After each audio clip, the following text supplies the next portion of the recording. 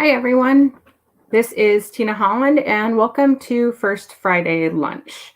So today we're going to talk a little bit about marketing. As you can see, I'm on StreamYard. So if you have any questions or comments, put them in the YouTube channel below, and I will gladly answer them. So I'm going to be talking about marketing in the sense of what I did with my first novel that came out, The Courtesan of Constantinople. And then also we can talk a little bit about marketing strategies and where to market your book. Couple of prerequisites. I'm a romance writer, so I focus my advertising dollars and those sorts of things within the romance community.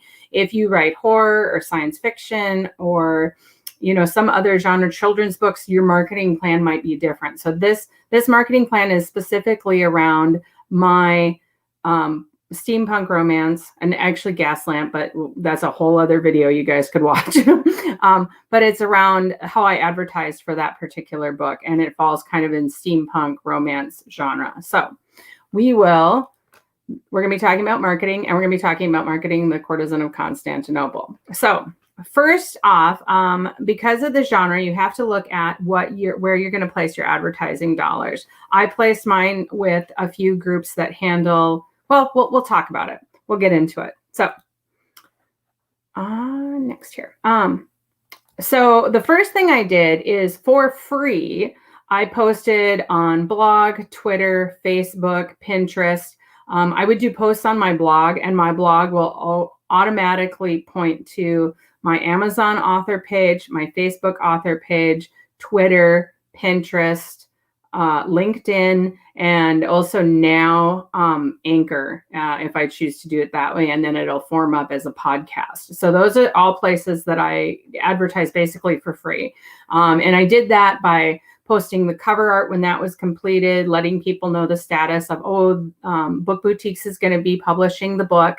And so I would post that and say, and it should be out in this time frame. I did a press release, a media kit for the book. We could talk a little bit about how to do those. I will see if I can actually pull it up and show you what it looks like. Actually, I will see if I can do that right now. Okay. But I did that, and that costs absolutely nothing to go ahead and do that, to create a media kit and then have it on hand to give to bloggers, to put on your website, on your blog, on Facebook, on those sorts of things. The other thing too is the cover art helps advertise a lot as well. So if you have a cover artist and you've created, if you're indie and you hired your cover artist, make sure you get a PNG file and let them know that you're going to be using it to do advertising and stuff. So then you can adjust the file. Google Docs. Media kit. Oh, perfect. I found it. All right. So I am going to share my screen really quick. Oh, I have a comment. Let's see. So Carolyn Malone was what exactly is in the media kit. So I will pull that up. Let me share my screen and I will share it with you so you can see what's in it. Share screen, and we're going to share application window. Oops, Chrome tab. This one. Okay. All right. Okay, so this is my media kit for The Courtesan of Constantinople. And what it is this is pretty standard. If you've ever gone to my blog, and I have had other authors posting either cover reveals or release blitzes or anything like that, or just a release, this is generally what they look like. So mine is modeled after there. And you can put as little or as much information in the media kit as you want. So I was going to make sure. Yep, I just wanted to make sure that I was broadcasting. So I have in here, I have the title, I have the series that it's a part of, my name, the genre, which I've called it Gaslamp, the release date. If you didn't know and if you were self-publishing, you should have that date locked down. But if you're published with a publisher, you may have that date or you may not. Until I actually had the date, I went ahead and put TBR, to be revealed, or whatever. My editor, because I contract my own editor when working with Book Boutiques. And then the cover artist is Valerie Tibbs with Tibbs Design, and she does all the the media stuff. But basically what I've included in here is a blurb. So this is the back blurb on what you would see from, like, if you were to pick up a book in the store like this, it's essentially that, the back blurb. And then also I put in an excerpt if that's what they wanted. And then I would give this to a blogger or whoever was asking for it. In the case of my book tour, I gave it to the lady handling the book tour. And then these are the buy links down below. If you're indie published, you may have more buy links, you may have less buy links, you may have the universal buy link if you did that on Draft to Digital. So that's basically what a media kit is it's basically providing information to people who may host you on their blog or something like that. So let me stop that. Okay. That is the media kit. And then the next item, so basically I made the media kit, and as soon as I know that I'm going to be published, I create the media kit. I go ahead and I put all that information in there, and then I have it ready to go for when I actually get published. Because that's actually, I will cut and paste that and put it right on my blog with a cover reveal. And then once the book is released, I'll do it again. So it kind of minimizes the amount of work I have to do on the front end. I will put a link. I think I have a media kit you can access on my website, but I will put that link below if anyone is looking to make their own media kit. The next place that I spent dollars is I put an ad on Coffee Time Romance. They also have a steampunk section as well. And so I placed an ad with them for $5 for the month of December. So to me, it was a no-brainer. It's like $5. And I may or may not make that back. So I went ahead and I did that. And then my next big one was, if I can find it here, I placed a kind of an ad, but basically for review in Detail magazine, which is mostly romance. There are some like cozy mysteries in there and women's fiction, but it is mostly a romance digital magazine. And so I placed kind of an ad, and that review has not come out yet, but I spent $25 on that. So now we're up to like $30. The last thing that I spent money on is I did a book tour for half of November and half of December with Silver Dagger book tours. And that cost me $65. Just so you know, Silver Dagger book tours does all kinds of book tours, and it's a kind of a pay what you feel is reasonable. So I actually based my fee on like $1. I think it was $1 for each post. I did get 2 reviews that are now up on Goodreads, a 4 and a 5-star review, or maybe it was a 4 and a 5 and a 3. And so it's a 4-star review on Goodreads or whatever. So I did manage to get 2 reviews out of this book tour. And if you Googled the Courtesan of Constantinople during the time frame of this book tour, I mean, I popped up on 2 to 3 blogs a day. So you would go ahead and hit me, like if you typed that in or you even typed in my name, I was getting a lot of buzz. So that's everything that I did for advertising, which Justin says he needs to make a media kit. Yeah, it's a good idea. It's a good idea. So yeah, so I think that you need to, here's Carolyn's question if you guys were looking for who's asking which questions. Okay. Carolyn wants to know, was this a physical book tour or an electronic book tour, since there were, okay, the book itself is actually electronic. So it was an electronic book tour. So I was hosted at blogs. And usually when you do electronic book tours or digital book tours, virtual book tours, there's a bunch of different names for them. It's usually going to be on people's blogs. This one was on blogs, Facebook, and Instagram mostly. That's where most of them were. And the reviewers would post the reviews on whichever site they liked. I think one was on Instagram, one was on Facebook, and then they posted them again on Goodreads. And Goodreads is a division of Amazon. So if you have a blog and you link your blog to your Amazon author page, Goodreads will also link to that as well. So when you create blog content as a general, just overall for media, if you create a media kit and then you put that on your blog and you point that blog to Amazon, Goodreads, Facebook, Twitter, Pinterest. I mean, and your blog will tell you which ones it can do automatically. I'm on WordPress, and actually my blog is also my web page. So my web page, like tinaholland.com, actually points to my blog, and then I manage all that content myself. So yeah, there's electronic book tours, but the book itself is electronic. So we even wouldn't necessarily do physical books. Oh, you know what I did forget? Hold on. I did forget one thing. See, this is what happens when you're kind of like scrambling at the last minute to do your podcasty thing and whatever. I also did, and these were probably $30. So like all in, I'm at like $125. But I made some postcards with Canva. And this was actually, if you look at the book cover, the writing is totally different because I made these. I thought that I was going to be going to ValleyCon. And so I wanted to have something to distribute. And so I basically did these up quick because I had the cover, but I didn't have the font or whatever. So I did those up quick so that I could pass them up at ValleyCon. And who knows, maybe the book would have done better. But basically for my advertising dollars, I've gotten a 3-star book review, a 5-star book review, and I've also made the Steam Fiction, I think it was number 269 on the steampunk fiction list at Amazon. Now, yay, right? That sounds really good. Well, when everything was said and done, when we got the book statements for November, this book only sold pretty much on Amazon. Pretty much only on Amazon. It didn't do very well at Barnes and Noble. It didn't do very well at a lot of libraries and stuff like that. Although I am in a couple libraries that must have purchased it either through Hoopla or Overdrive. I'm not sure which.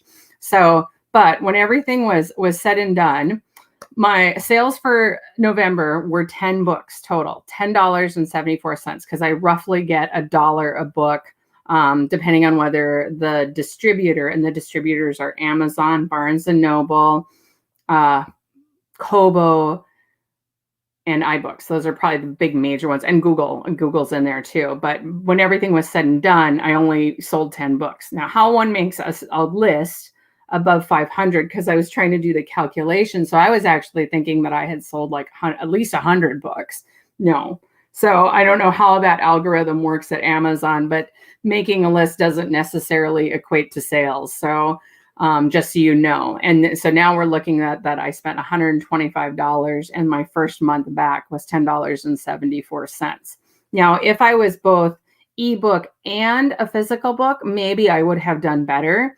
But I wasn't ready to invest those dollars yet because when I go to publish it, I have to do that myself. And I'm still ironing out the cover because I'd like to use the same cover because it's beautiful.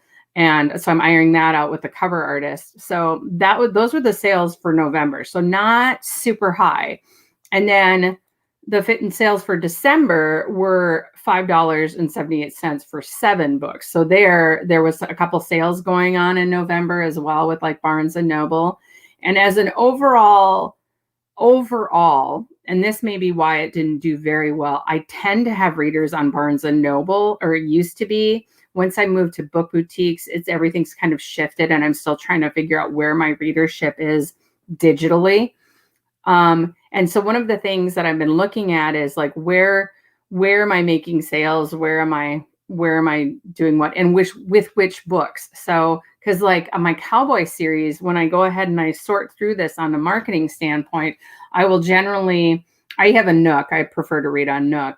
And so that may be why with past publishers, I tended to do better on Nook because I myself read there, and I didn't advertise there, but I would kind of, say, oh, my book is number whatever on the Nook, whatever, so I do that. And I didn't do that as much with this book on Amazon because I was still generally surprised that I was selling on Amazon, because historically with my contemporaries, my paranormals, and my post-apocalyptic, that has not always been the case. And that may be distinguishable by the publisher, like where they're putting their advertising dollars. So my publisher may have better algorithms with Amazon and maybe not so much with Barnes and Noble, or it may take longer to upload to Barnes and Noble, or there's a variety of factors like that. So those are things you have to look at when you're working with a small press, and also if you are self-published.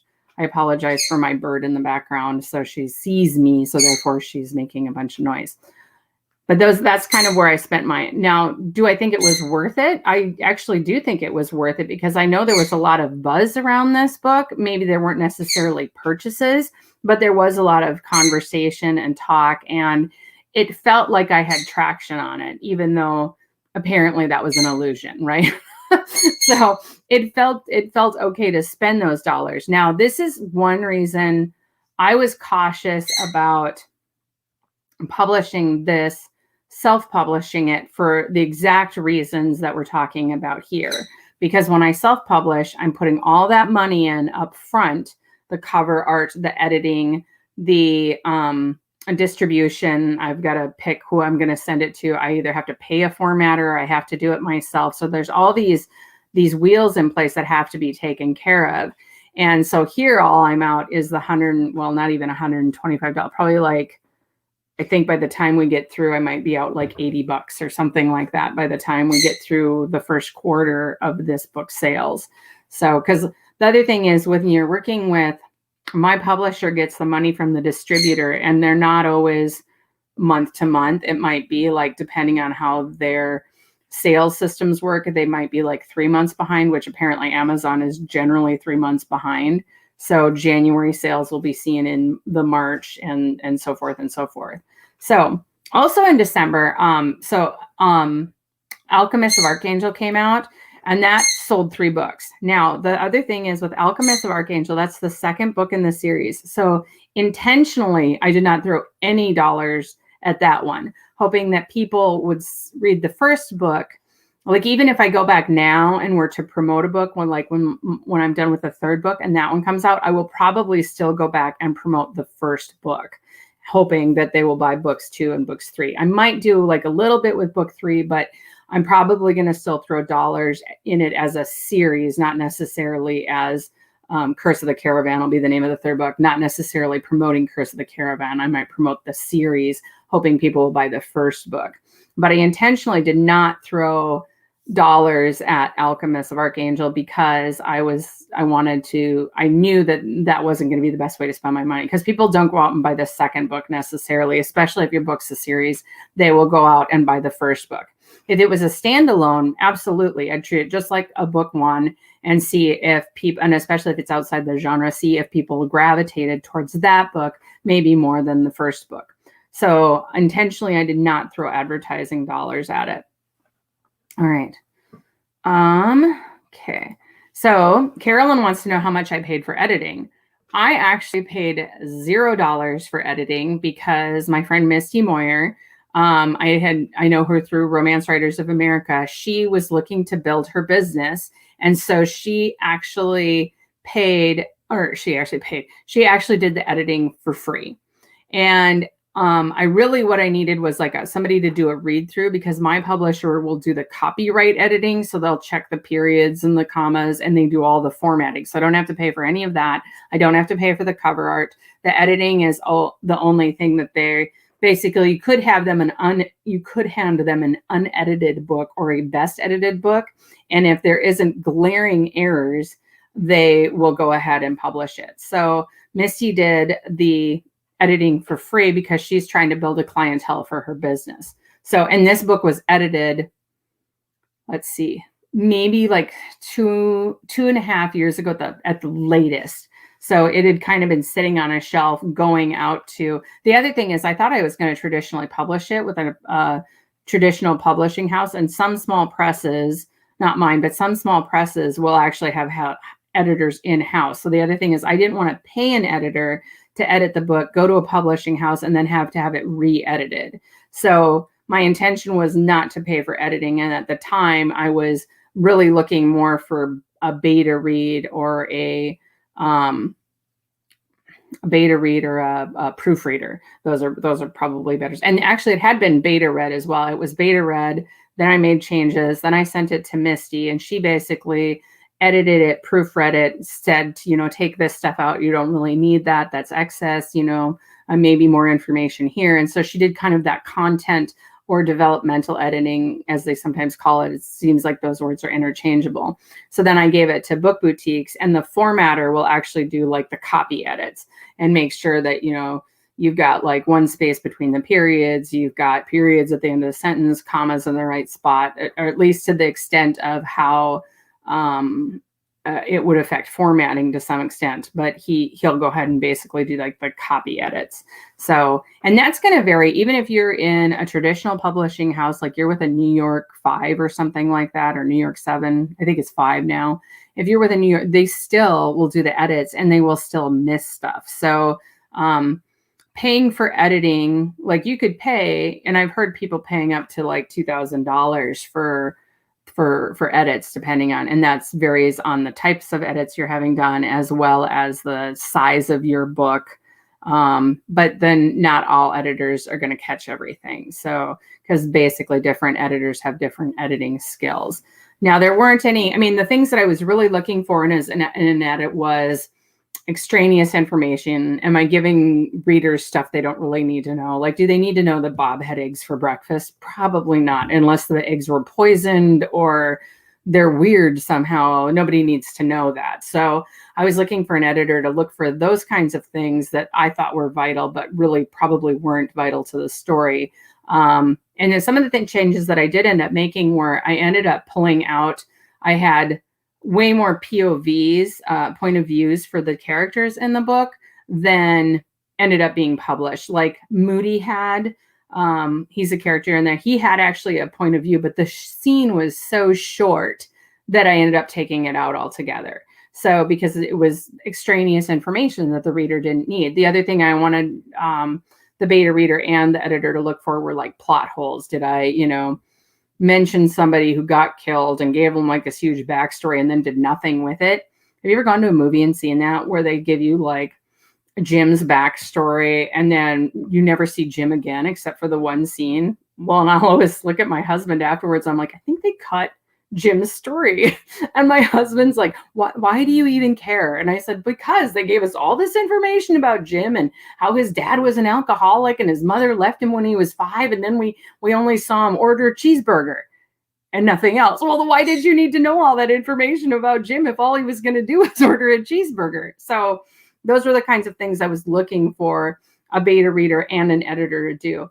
Generally speaking, you should not pay for a beta reader, or even sometimes proofreaders. So if you are an independent author and you're looking for a beta reader, that's essentially a reader, but maybe not necessarily with the critique skills of a like editor or another writer. You're basically looking for a fan to read the book. And part of the reason you want a beta reader to look over stuff before you give it to an editor is because fans will find stuff that they may not know, like the proper sentence structure or, have this fine-tuned editing skill that an editor would have or even another author would have, but they will be able to look at a story and say, this does not work, or this is not working for me, or this character is like whatever, and I don't understand. And so they'll ask these questions that you as a writer can hash out before sending it to an editor and paying that money. And then, of course, working on getting published or whatever. So if you're going the traditional route, that's the other reason I got a beta reader. I was planning on traditionally publishing this house, hopefully with I was looking at like Orbit or Harlequin or, someplace where it would fit. And I ended up going with book boutiques because I was already published with them and they were already interested in the project when I gave them my other projects where the publishers had gone defunct. They were already interested in that sort of stuff. So that's basically, I didn't pay for editing. Okay. Long answer for the short question. I didn't pay for editing. I also didn't pay for editing on my second book. Same thing. I had someone who was willing to edit for free. And so I took them up on that offer and they edited my book. And that's Daniel Engelke with the Bizman Writers Guild. And he edited the second book for me. So I was able to get by without paying an editor for the first 2 books because I had people with the skill set that were willing to do it for free, basically. So That's the editing question, I think. Let me see what else we got here. All right. I actually don't have anything else, and we are almost at time. So does anyone have any other questions? You can go ahead and put them below if you want. And we can talk about more than just marketing this book or whatever. But basically, when you're looking to market your book, I strongly, strongly, strongly recommend a media kit.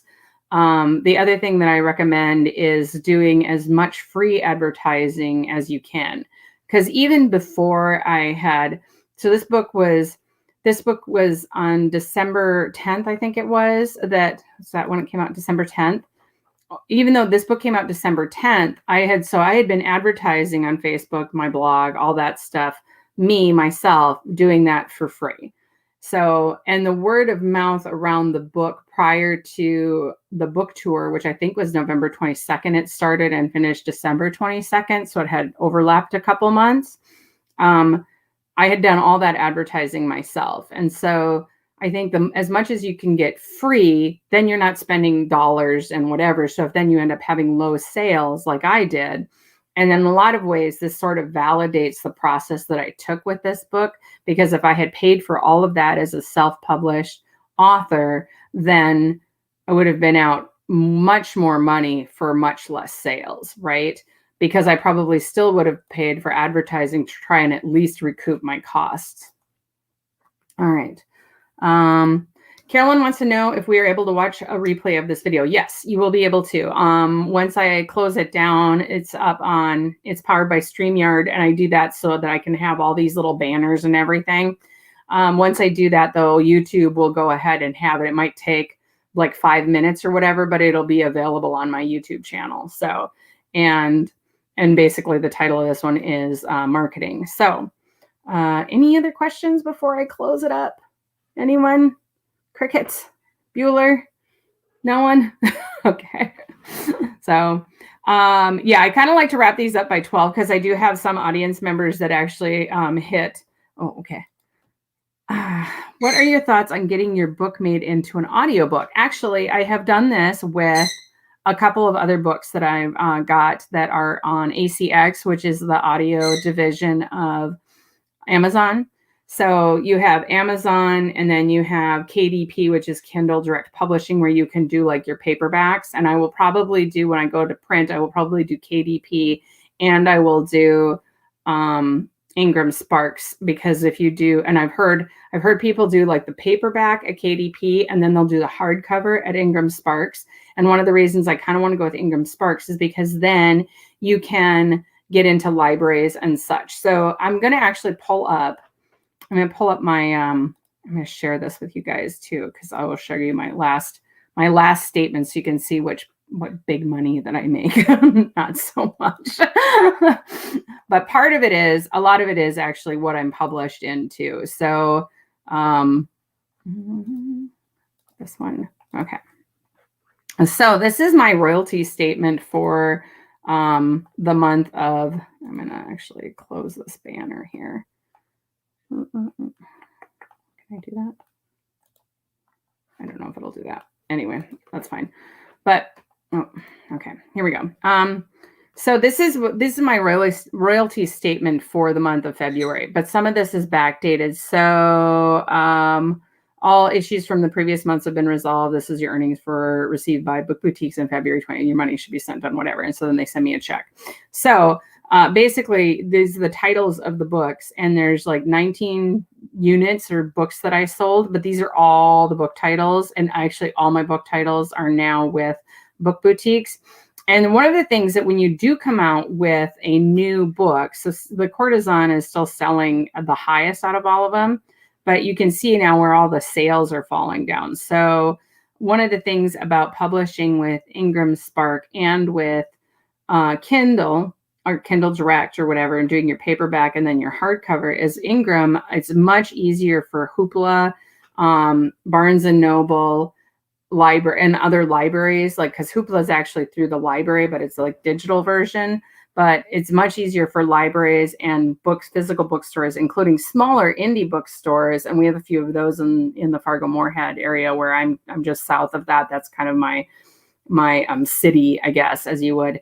But if you do that, you're much likely to get into stores. I mean, it's easier. I don't know why it is. Bizman Writers Guild just had a thing on that where they talked to a buyer of one of the chains and for this area. And it was interesting, the stuff that came up, but it kind of was like, yeah, I probably want to go with Ingram Spark. And then at least so I can get into libraries and stuff like that. Because it seems like consistently month to month that I need to stop that. Stop. Okay. It seems consistently that I do fairly well in libraries or people that service libraries. I don't know why that is, but maybe I was talking to my friend Mary Jean Adams, and I was like doing an analysis on where I sold books, and I'm like, my cowboy books do better at Kobo. But Barnes and Noble, I've noticed the books that sell the highest are ones that have had sales on them. So I don't know if my readers are generally sales buyers or I'm a sales buyer when it comes to buying stuff off Barnes and Noble. I don't know if my readers are sales buyers or if readers in general at Barnes and Noble are like, I'm waiting for it to be free or 99 cents or $1.99 because they're not going to pay whatever for it. Whereas maybe Amazon has pretty consistent deals, even with the option where people, I forget what it's called. Is that part of KDP where people read so many words and then you get paid on that? Although I think I heard that they were ending that program. But I'm not part of it, so I don't really pay that much attention to it. So, but my plans are to actually put the book into print and into audio. And audio, I've already got a couple books that are out on audio, but I'm trying to redo the covers because I have rights to the old covers, which I'm using on them, but I can't get them formatted right so that Amazon will take them. So I'm not sure what Justin is saying yes to, but I assume it must be the KDP comment or something like that. So, but anyway, yeah. So this is kind of the life of marketing. Like what can you do for free? So go ahead and do what you can do for free, and do that because you're going to get the most bang out of your buck. And if you end up not doing as well, that's okay too. So I am a little surprised because I made this list at Amazon. So I remember when the first royalty statement came through, I was talking to Mike at Book Boutiques. I'm like, dude, I made a list. How can this be so low? And he was like, well, we're not sure how the algorithms work over there, but this is what they told us you sold. So part of me is kind of like, is Amazon screwing me? Maybe, I don't know. But I'm like, because I was trying to figure out my sales based on this algorithms, and it is what it is. It doesn't, they're not going to be super revealing as to how it works. So I had found a site where you could plug in like your total overall sales, because I was less than 1 million, which they would say, if your number for the ranking is under 1 million, you're doing really, really well.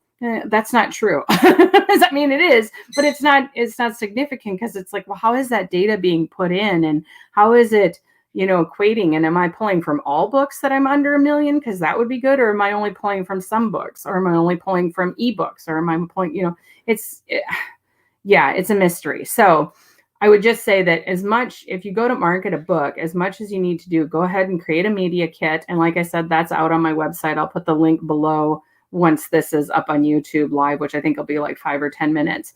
I'll put the link below and you guys can go ahead and download that or use it to, whatever you need for your own media kit. But I would say create a media kit because then you've got it on hand. You can also use that for, sending to like your local paper or a local magazine or other magazines and stuff. I think there's other online digital things that take media kits that you kind of put out when you're going to have a release coming anyway. It may or may not get published. You may have to pay dollars to get it published, but sometimes they're looking for content and they got to fill like a tiny space on the section of a magazine, and it might end up in there for free. So I would look at opportunities like that, using a blog, Facebook, talking to your friends on Facebook. That's what I did with Alchemist of Archangel. I just went out to my friends and said, hey, I'm looking for people who will host me, either on their blog. If they want a photo, here's that. They can put it up on Instagram. And that's kind of what I did. And I didn't garner as much attention, like social media attention, but if it doesn't equate to sales anyway, what am I out? Nothing. So I would say go ahead and look at all those free opportunities you can do prior to investing your dollars. Would I have done this again? I think I would have, because I do think that it created a lot of buzz, and that all those things are still out there on the interwebs. I mean, they're still out there. If you were to Google the Courtesan of Constantinople, one of those things that I did on the book tour is going to pop up. And I'm still waiting on a review from In Detail magazine that may or may not equate to sales. We'll see. I think that for me personally, what I've always seen equate to sales is public appearances. So since I can't do, I actually was looking for Zoom calls and stuff like that even, but public, like a Zoom appearance will probably generate sales. And if I had been able to attend ValleyCon, I think that would have generated sales too. And not like a lot, but it seems like there's a general uptick in my sales online after I've done a conference or a some sort of interaction with the public. So that's all I have. All right, that is all I have for today. I want to thank you guys all for coming, because wow, this is probably the most people I've had on a stream, all of 5 people, but that's okay because people are probably going to watch this other stuff later. The next, I got the wrong date in here. This is actually, I didn't update it. Okay, let me update that quick. Do that, do this. All right, the next lunch is actually going to be April 2nd at 11:30 a.m. Second at, okay. All right. As next lunch is going to be, next First Friday lunch will be April 2nd at 11:30 a.m. And that's horribly typed, so sorry about that. And we're actually going to talk about death and taxes. And part of it is April's tax month. And for those of you that don't know, my mother passed in December. My father is currently in hospice, so this might be, I don't think it'll be super emotional, but as I'm going through stuff, I'm finding things that need to be addressed, even in my own estate or whatever when I pass. And a lot of what we're going to talk about too is like how it relates to writing and things you need to set up. The other thing is a few years ago, when I was published with Liquid Silver Books, that owner passed away, and to get my rights back after she had passed was a freaking nightmare. It wasn't bad, but I mean, I've heard worse stories, but it wasn't fun either. So those are some of the things that we will go ahead and talk about. It's basically death and taxes in April, and things that you should probably have as far as a business plan goes for filing taxes, especially if you're self-published. You're going to need that because you're kind of running a publishing company. You can get by without doing too much, but I'm going to dig into a lot of that kind of stuff this month. And so the next month we'll talk about it. So pencil me in for lunch.